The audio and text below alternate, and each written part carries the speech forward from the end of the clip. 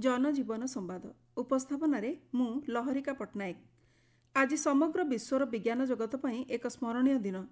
1969 मसीहा आज दिन में चंद्रपृष्ठ पाद थापी पृथ्वीर मनीष। तथ्य अनुसार प्रथम महाकाशचारी भाव राति 10:56 लुनार मड्यूल ईगल रु बाहरी चंद्रपृष्ठ पाद देइथिले नील आर्मस्ट्रंग एवं यार 15 मिनिट पर ओह्लाइथिले बज आल्ड्रिन। नील आर्मस्ट्रंग एही अवसर में समग्र विश्व उद्देश्य कहिथिले यह मनीष पई एक छोट पदपात होई पारे किंतु समग्र मनीष जाति पई एक विराट लंफ। नासार एही प्रथम मानवयुक्त मिशन अपोलो 11 रे नील आर्मस्ट्रंग, बज आल्ड्रिन एवं माइकल कोलिन्स चंद्रपृष्ठ को जाइथिले। आर्मस्ट्रंगर एही सफलता को नहीं सेही वर्ष तांकर आत्मजीवनी प्रकाशित होइतिला first man the life of Neil A Armstrong एवं एहाको लेखिथिले जेम्स आर हेनसन। आर्मस्ट्रंग समेत मोट 12 जन चंद्रपृष्ठ पाद रखा सक्षम होइछंती। आज अंतर्जातीय चंद्र दिवस अवसर में आसंतु जानिबा केतेक चर्चित चंद्र अभियान संपर्क में। चंद्रपृष्ठ पहुंचबारे विश्वर सर्वप्रथम महाकाशयान थिला लुना 2।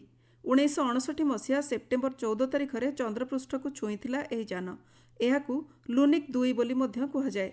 अनेक प्रयास पर तत्कालीन सोवियत संघ बा रूस को यह सफलता मिलिथिला।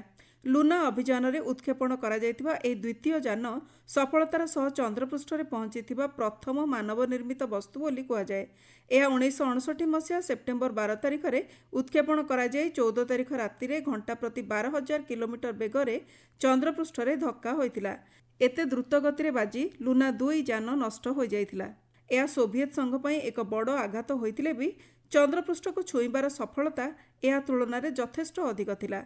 एही अभियान वैज्ञानिक माने जानिबाकु पाइथिले जे चंद्रपृष्ठ रे सेपरी प्रभावशाली चुंबकीय क्षेत्र नाही एवं सेठारे मध्य कौनसी रेडिएशन बेल्ट मिली नथिला। लुना 2 पर सोवियत संघ 1959 मसीह आउ एक महाकाशयान उत्क्षेपण करथिला जार नाम थिला लुना 3। काजाखस्तान बेकोनुर कस्मोड्रम रु एहाको उत्क्षेपण करा जायतिला। चंद्रपृष्ठर दूरभागर फटो नहीं पृथ्वी को पठाइबारे यह थिला प्रथम मिशन। एही फटोगुड़िक जदिओ झाप्सा थिला तथापि एथिरु स्पष्ट होइतिला जे चंद्रपृष्ठरे बड़ बड़ गर्त रहिछि।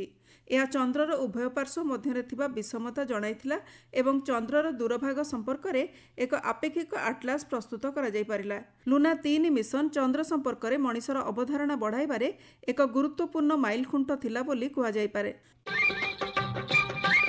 चांग-ई 4 चीनर एक रोबोटिक चंद्र मिशन 2019 मसीहा जनवरी 3 तारिख में यह चंद्रपृष्ठर दूरभाग में प्रथम थर पर सॉफ्ट लैंडिंग करथिला। चंद्रर एही भाग पृथ्वी ठारू सबुबेले दूर रे रहिथाए। एही मिशन रे एक लैंडर एवं U2 2 रोवर रहितिला। चीन चंद्र अभियान कार्यक्रम अनुसार एही मिशन रे नेदरलैंड, जर्मनी, स्वीडेन एवं साउदी अरब परी विभिन्न अंतरराष्ट्रीय अंशीदार मानक द्वारा विकसित पेलोड रहितिला। यार सफलता परे चांग-ई 6 एवं चांग-ई 7 परी मिशन योजना प्रस्तुत करा जायतिला। से दिन थिला 2023 मसीहा अगस्ट 23 तारिख बुधवार। समय संध्या 5:45 बेलू समग्र भारतर आखि लाखी रही टीवी मोबाइल कंप्यूटर परदारे। से दिन भारत विज्ञान क्षेत्र में इतिहास सृष्टि करने को जाउथिला। भारतीय महाकाश गवेषणा संस्था इसरोर वैज्ञानिकों समेत 140 कोटी भारतीयों आशा को सफल करी निर्धारित समय रे चंद्रर दक्षिण मेरु रे पाद थापिला चंद्रयान 3 रो लैंडर विक्रम।